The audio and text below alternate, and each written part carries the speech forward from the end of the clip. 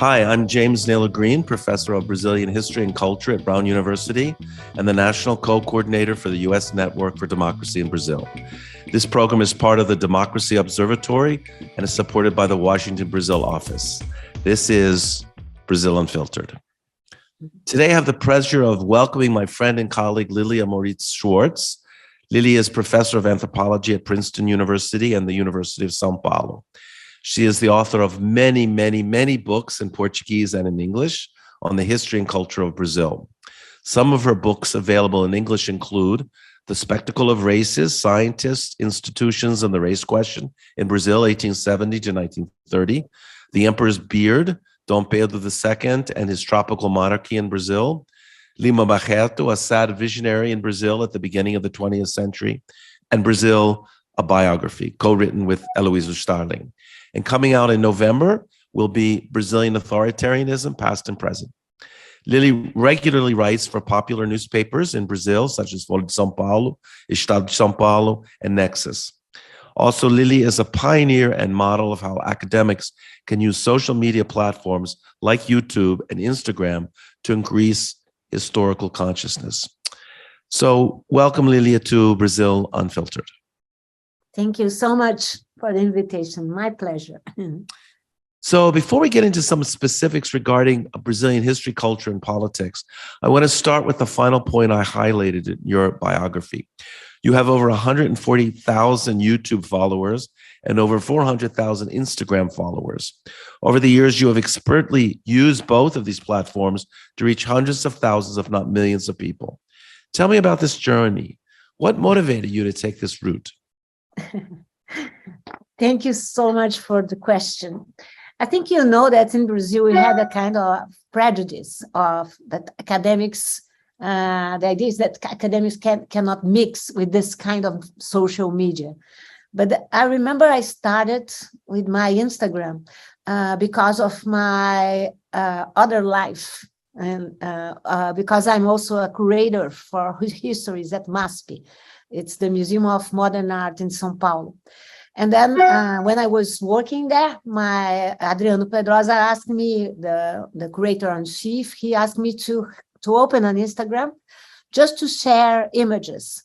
And then I started like this, Jim, just showing images in a very naive way. I'm also a photographer, an amateur photographer. So I started to share my photographies. It was very, very calm, soft. And then when Bolsonaro was elected in 2018, I was like all Brazilians I know, astonished with what was happening.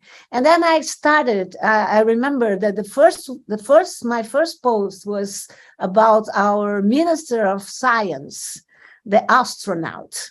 And then Jimmy knows me very well. I'm a very ironic person. So I started writing about him and saying that he was a false astronaut and saying that I was together with him in a meeting, and he used to cry at the same moments and he used to smile at the same moments. Everything was very fake. Then when I sent this post, and then immediately I received like hundreds of answers, not all of them very nice, I must tell you. And then with caps locks, with that terrible symbols and all the things. And as I am a very stubborn person, I said, oh, now I know. So now I'm going to describe all Bolsonaro's ministers. One, it's worse than the other, no? Because Bolsonaro promised to the Brazilians a very government with people that are very much in the areas, people that are very much focused and concentrated and specialists, and they are the opposite. So that was the way I started, because I'm very stubborn. So I said, okay, so let me talk with people. And then I decided I would write every day a new post. It's just me, Jim.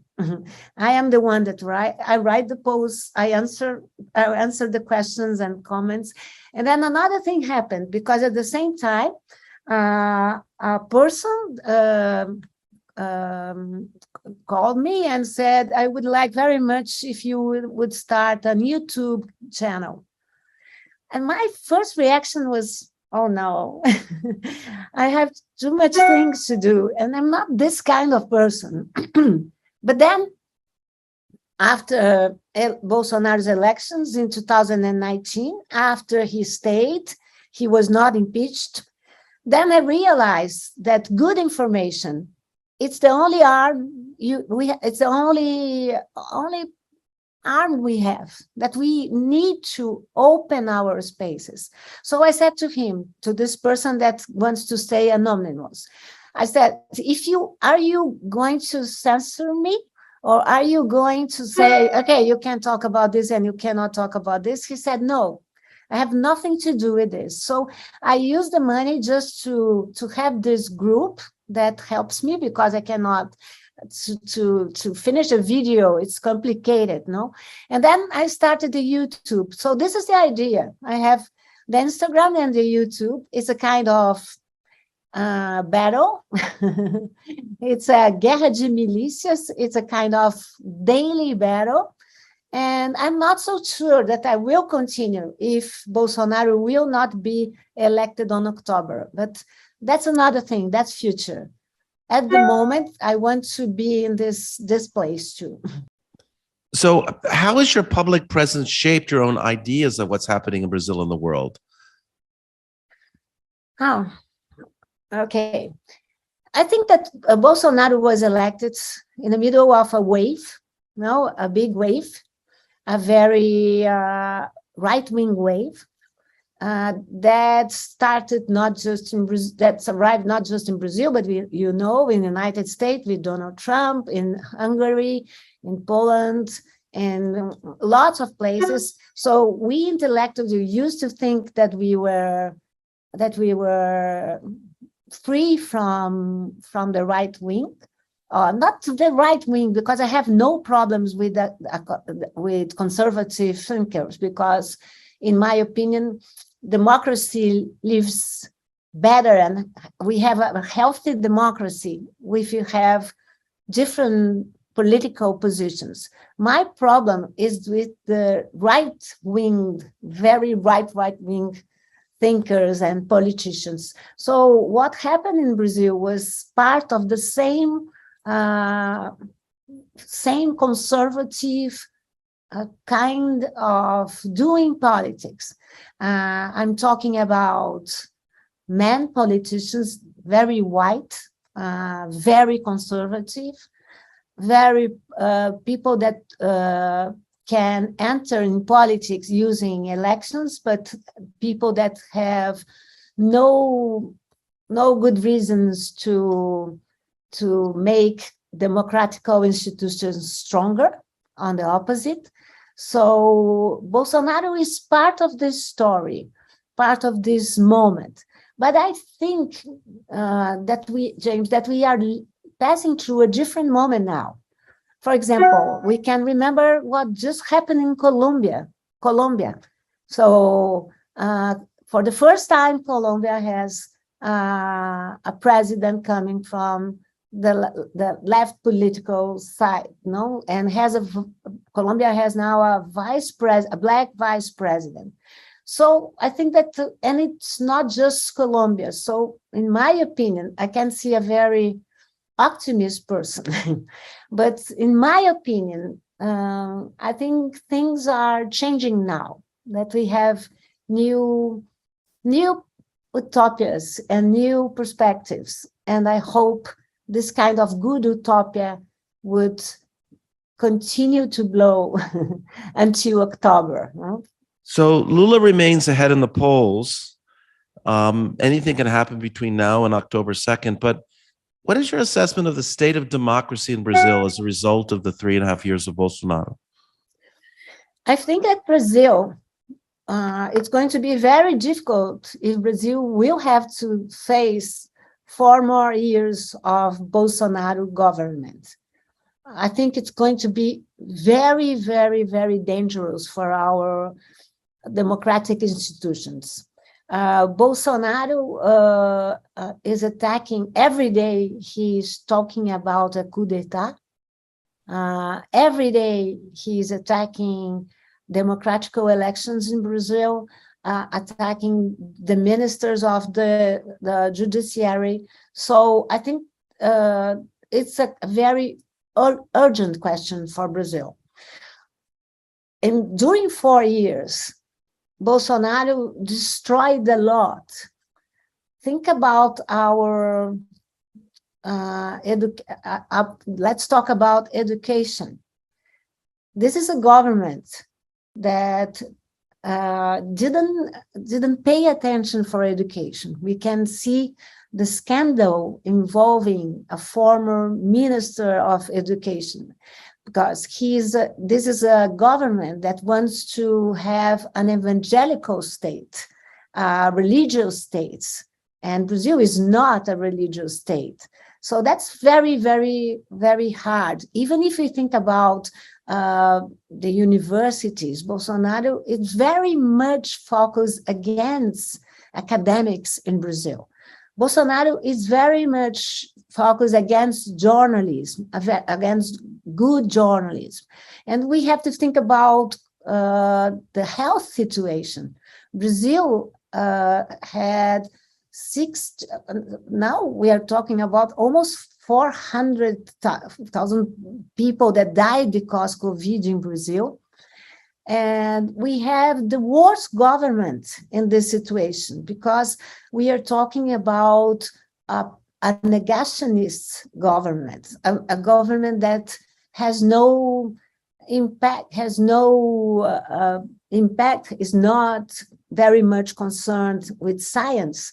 So in sum, I think we had terrible 4 years, and will take us a lot to deal with this. So we really need another person that will be not Bolsonaro in the government, in the presidency. You mentioned the recent crisis in the ministry with the former minister of education, who was trying to create relations with evangelical Christians. You pointed out that Brazil, since 1889, when the emperor was overthrown, has become a secular state. Could you tell us a little bit more about what happened with this crisis within the Ministry of Education with this former minister? What happened there? He's been recently arrested for criminal actions. Yes. We had a sequence of ministers of education that one was worse than the other. When we think we had the worst, then we have another one that it's even worse. It's terrible. So we are talking now about 5 different ministers that had problems with the state and with civil Brazilian society. This last former minister, he is evangelical. That could be not a problem, but it's a problem if you want to impose religion in a secular state. This is the first thing. This is a minister of education that said that the LGBTQ+ population is deformed. He used this term. Can you imagine? A minister of education. This is a minister of education that entered in an airport with a gun, and he said, "Oh no, it was a coincidence. I didn't know I had a gun." James, can you enter in an airport and say, "Oh, this is a coincidence"? So this is the kind of minister we have, and also a minister very much against legal abortion. And this is a minister that it's very much connected with corruption. So we are not just him, but some leaders from evangelical churches were caught playing with the state, offering money and receiving money. And this was very much public. And this minister had to resign. And now he is in prison. But the thing is, it's not just this minister, because this minister, Milton Ribeiro, It's very much connected to Bolsonaro's wife, very much, and very much connected to Jair Bolsonaro. So this is very, very bad for his re-election. Very, very bad. And at the same time, Bolsonaro is a person without a word, because his first reaction was to say, okay, I'm going to burn if Milton Ribeiro is not an honest person. And after 5 minutes, and it was 5 minutes, this is not a metaphor, 5 minutes, he said, oh, no, I have nothing to do with the former minister, Milton Ribeiro. So this is an X-ray of Bolsonaro's government. This is a very symbolic. It's very much what Donald Trump does as well. He kind of throws someone under the bus the minute that person no longer serves his interests, as Bolsonaro seems to do all the time. Lilia, one of the most important topics discussed in Brazil today revolves around affirmative action, or racial quotas, as it's referred to in Brazil. You have emerged as one of the leading voices in support of affirmative action, which, considering your scholarly interest in the legacy of slavery, the formation of evolution of racial identities in the state of Brazilian democracy, should come as no surprise. Would you mind explaining to our audience why this debate is so important in Brazil today, and how your opinion on this subject has changed over the years? Yep. Okay. Brazil was the last country to abolish the slave system. I'm talking about the modern slave system, no, the capitalism slave system that started in the 16th century and ended at the 19th century. I'm not talking about slave systems everywhere, because we know we have slave system in the world, even nowadays. But let us talk about that slave system. So Brazil was the last one, abolished the slave system just in 1888, after United States, Puerto Rico, and Cuba. And the abolition in Brazil was a very conservative one. It was like, because they didn't think about inclusion, they didn't think about politics of reparation, nothing. Also, we must point that Brazil received almost half of the Africans that had to leave the continent. And also Brazil had slaves in all the territory. What this created? This created a kind of language of inequality, a very perverse language of inequality, and a very naturalized language of inequality, in the sense that people don't think that this is a violence. And then that remained. If you think about the myth of racial democracy, during years, Brazil was depicted as the country of racial democracy, even if Brazil had was very unequal in education sense, very unequal in health, very unequal in numbers of births and people that die in Brazil. So this is a way Brazilians want to show themselves, being very open, very tolerant. The Brazilians are not. And the new myth of racial democracy has another name, that is meritocracy. So how can we talk about meritocracy in a country so unequal, with so unequal conditions and starting points? So you asked me about my position, and that's true. In the beginning, I was not for affirmative actions or quota systems, because I used to say that there is just one race, the human race. That's correct. That's biology. But I'm not a biologist. I'm a social scientist. I'm a human science. And we know that societies can create other kinds of race, other kinds of social markers of difference. So society can create social race, and social race is very strong in Brazil. That's why we call that we have a structural racism. because it's in our structure, it's in Brazilian structure, and it's naturalized in Brazilian structure. So I changed completely. I'm very much for affirmative action now. I'm very much for quota systems in Brazil, because Brazil, it's not an universal society in terms of social opportunities, social, cultural, and political opportunities. So we have to talk about reparations, politics of reparations in Brazil. So how does that work in the University of São Paulo as an example? How does the quota system work at USP, the University of São Paulo? Yeah, I'm not proud to say that University of São Paulo was one of the last public universities to adopt quota systems. It was a very important battle there, very important, very difficult, but the good thing, it's working now. And the good thing is, Jim, that University of São Paulo, that is the biggest university, public university in South America, was completely white.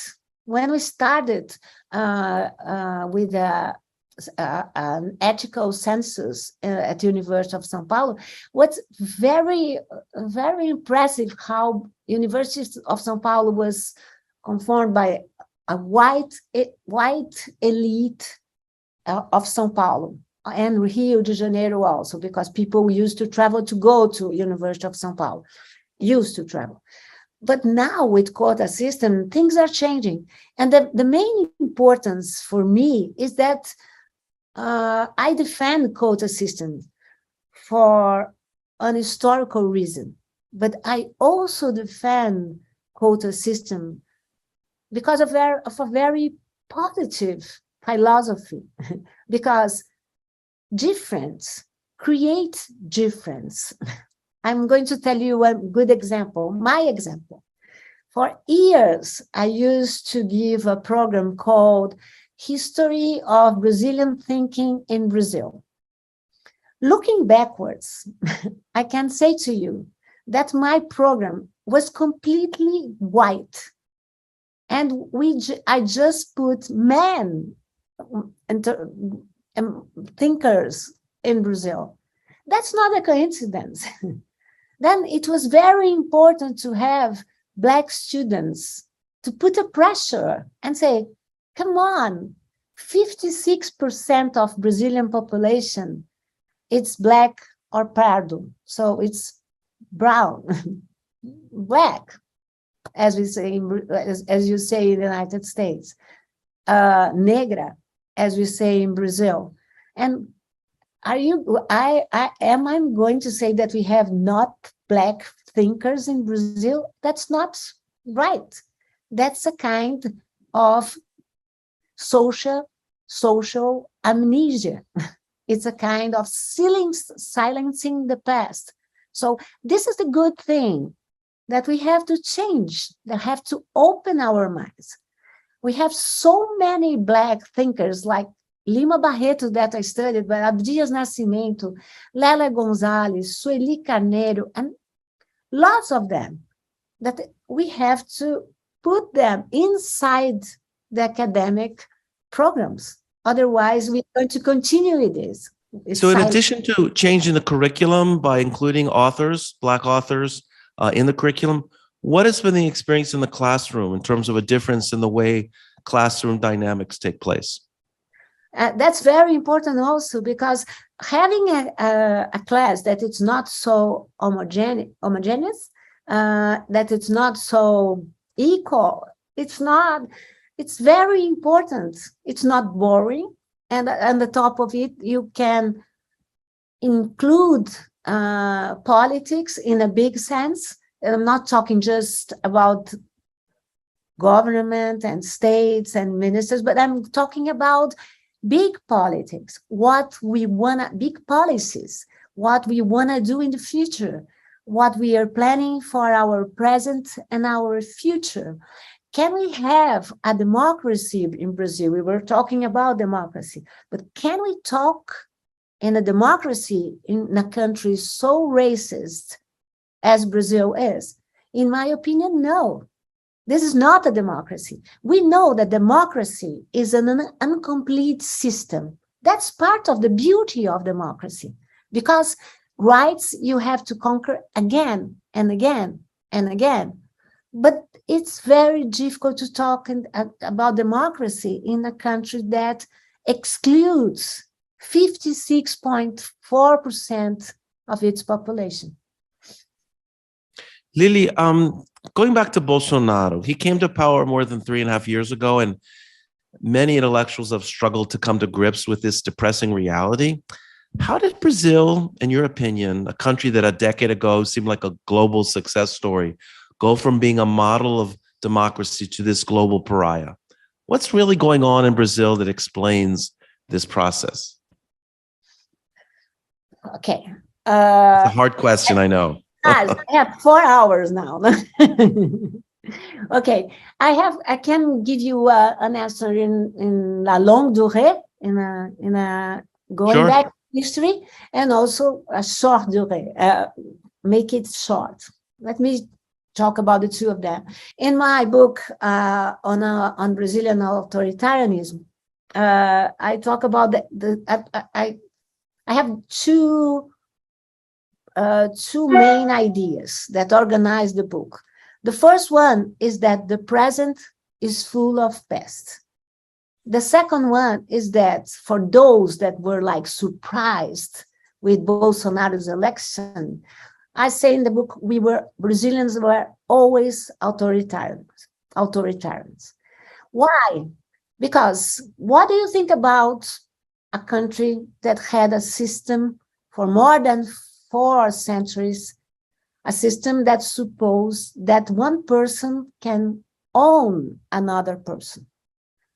It's a very violent system, organized with the language of violence. What do you think about a country organized about big properties with landowners, like that can be the law, can be the religion, can be everything. So this is a very authoritarian country. So they were always there. Think about the rural section, the rural economy in Brazil. I'm not against rural economy. I'm against the things they represent. People that do not respect indigenous people, do not respect indigenous land, do not respect Amazon, do not respect us, the others. And Bolsonaro is very much connected with this group. Everybody talks about the connections that Bolsonaro, yes, he has with the militaries. But let us talk about this section, the agrarian section in Brazil, and the influence they have in this government.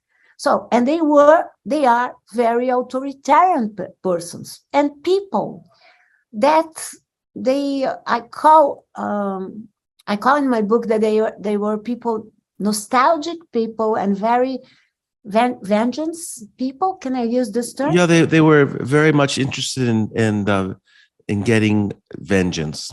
Vengeance, no, because I'm talking about 27% of the population, a very white population, men population, and that they are very people that used to think that after the Constitution of 88, that Brazil was delivered to LGBTQ population, to Black population, to women population, to indigenous populations, and that they lost place because of them.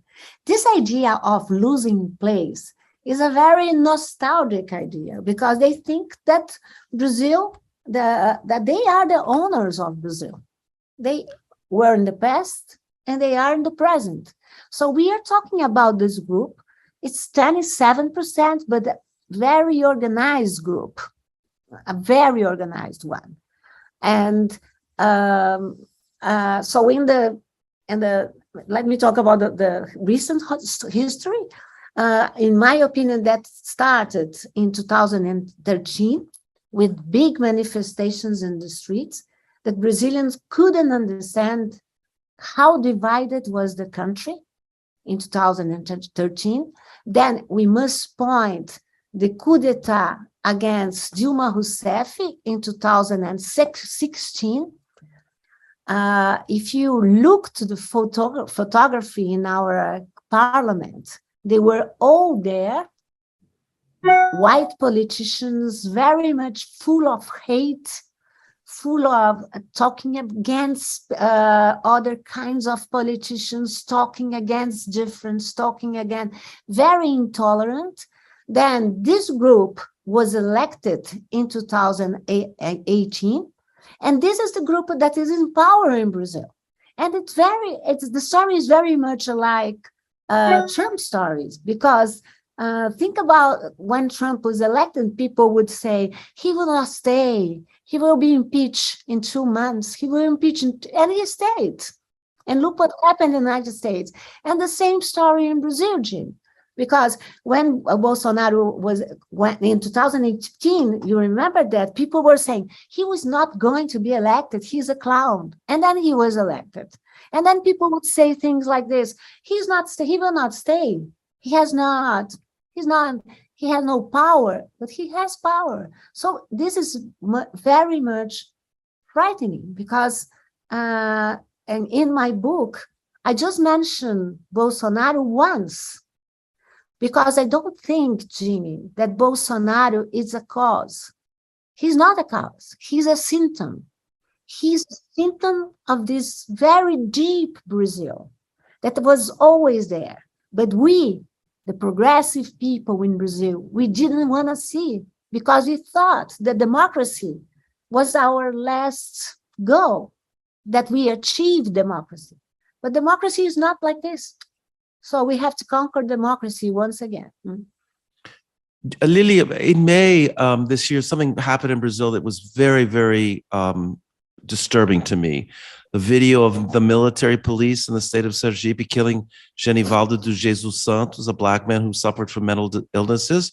And in the video, you see the police officers forcibly restraining him inside a police vehicle while spraying him with pepper spray.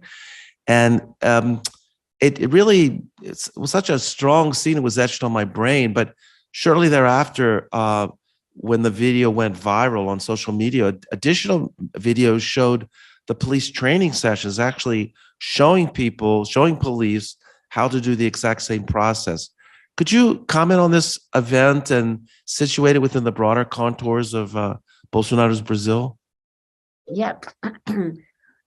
Unfortunately, you have lots of names that I could quote here if we would have time. But certainly, I want to go back to Marielle Franco situation, because Marielle was a very important person in Rio de Janeiro, in Brazil, a Black politician, very popular.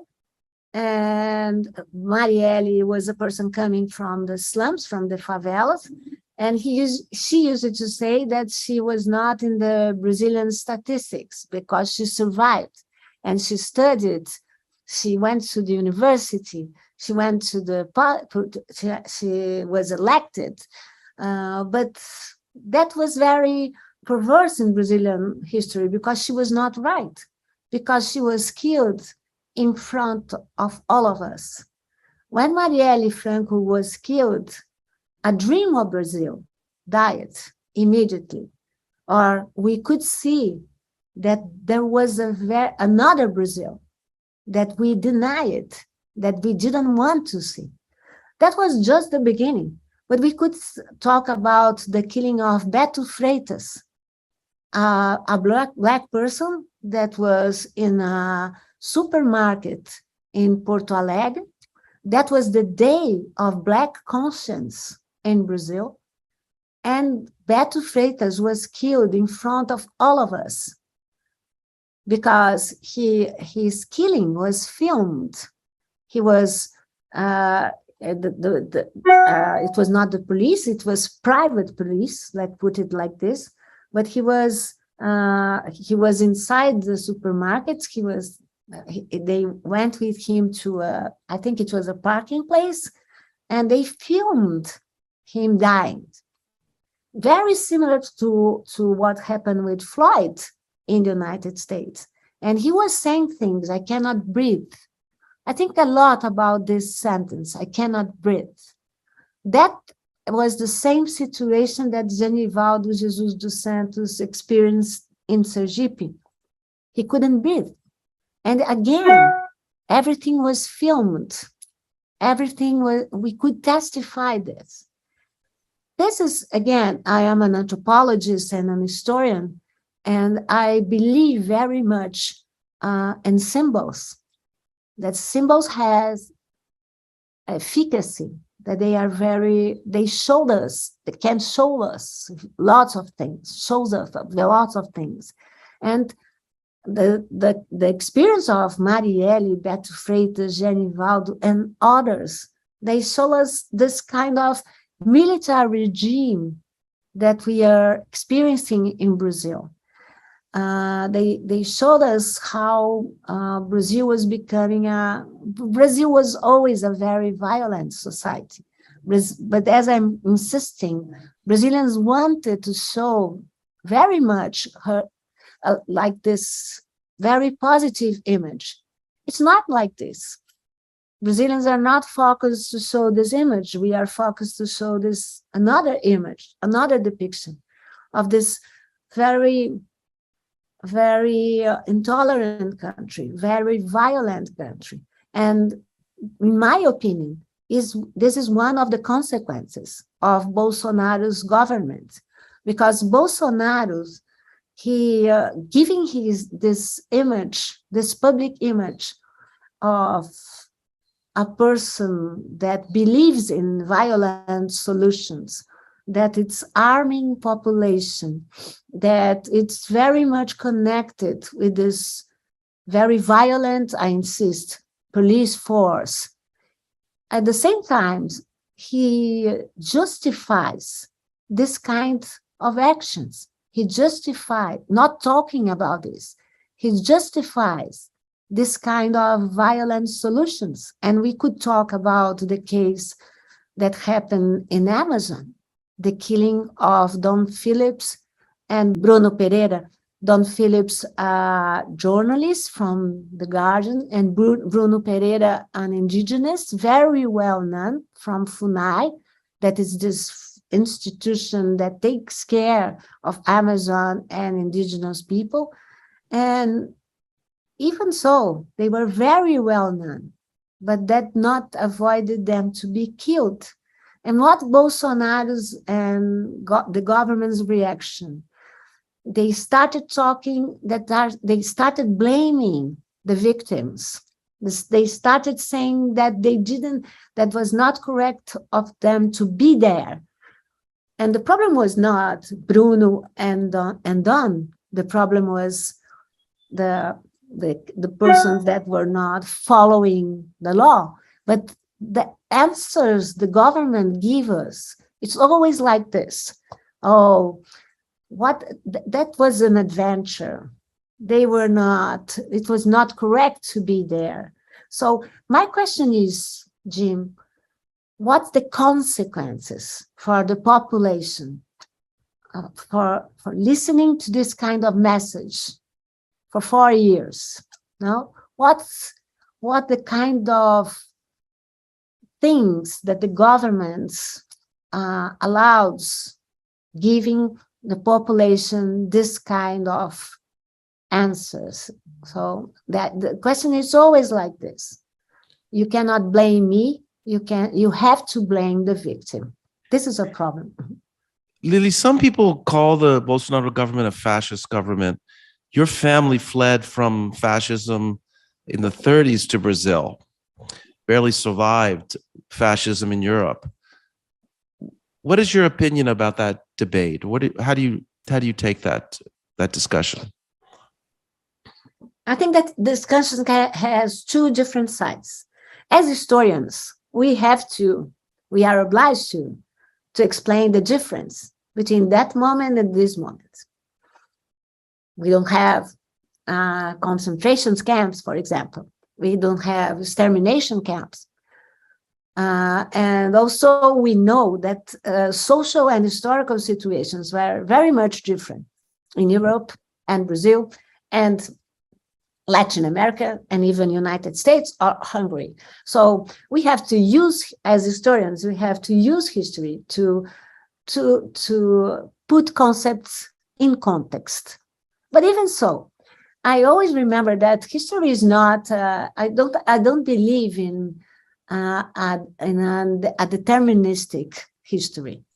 History does not determine, it's not like this, but we can give a kind of, let me remember you that fascism, Nazi regimes happened in the 40s and 50s.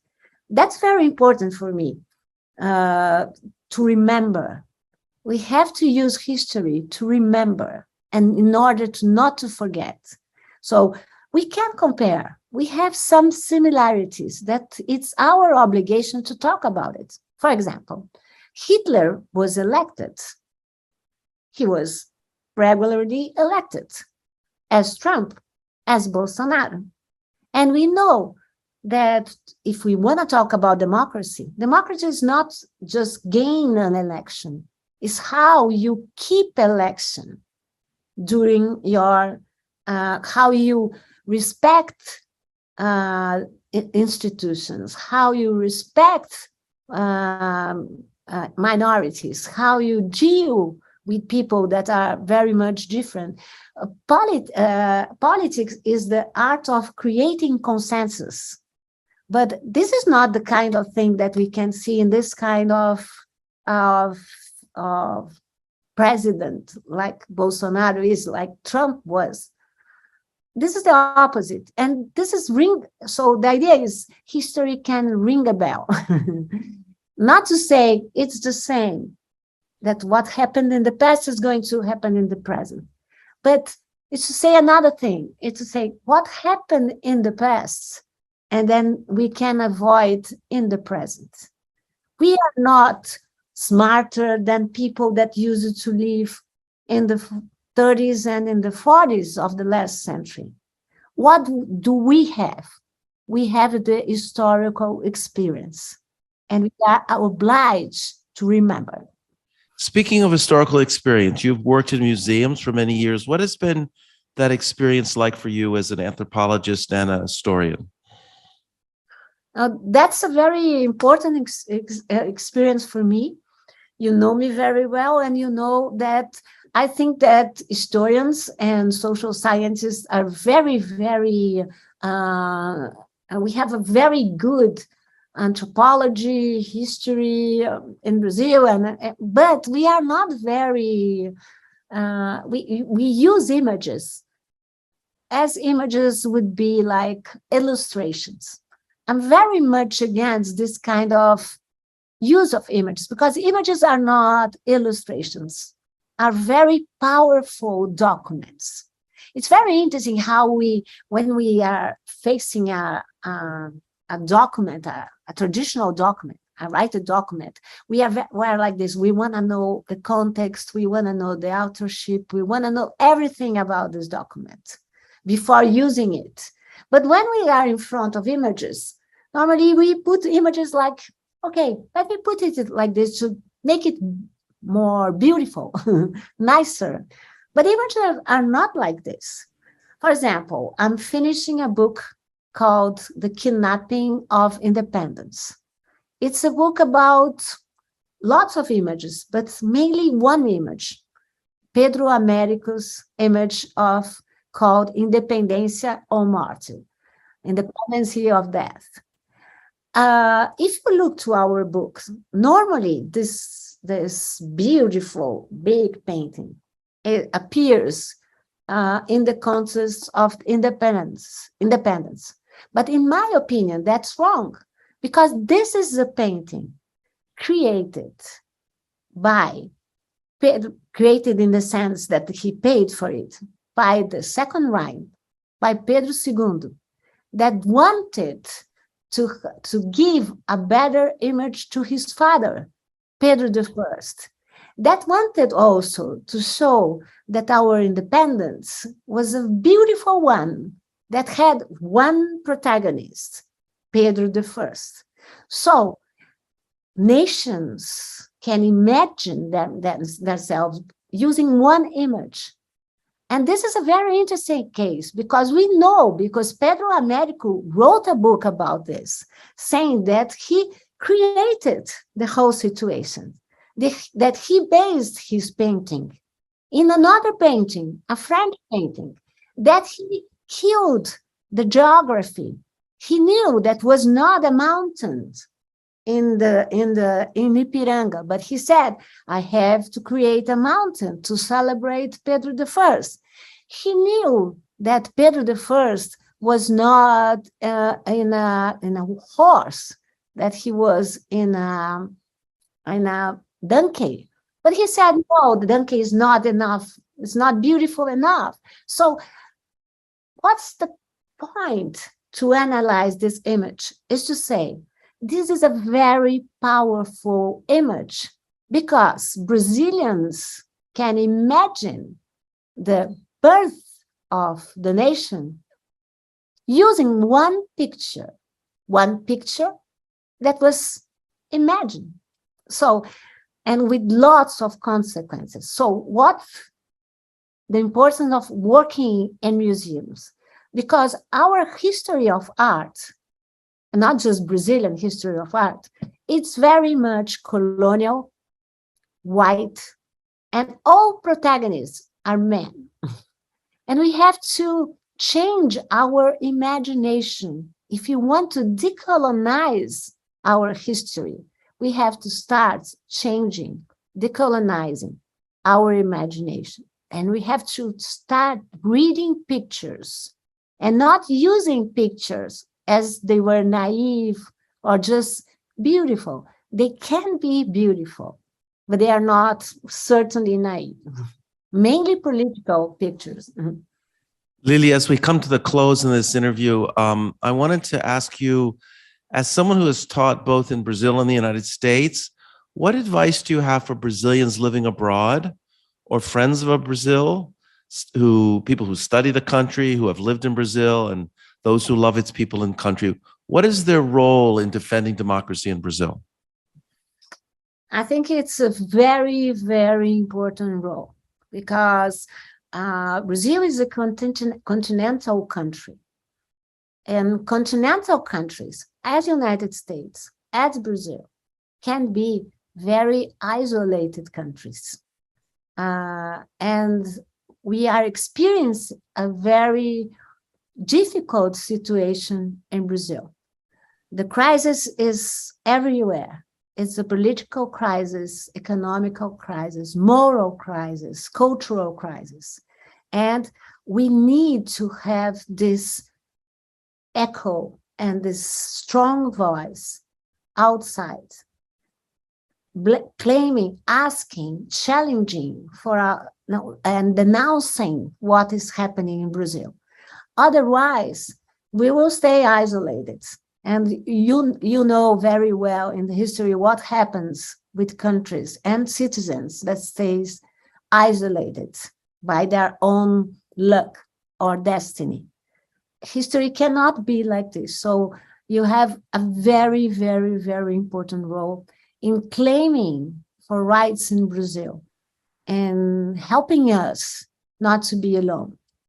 Alone is a political and philosophical situation. And we are not alone.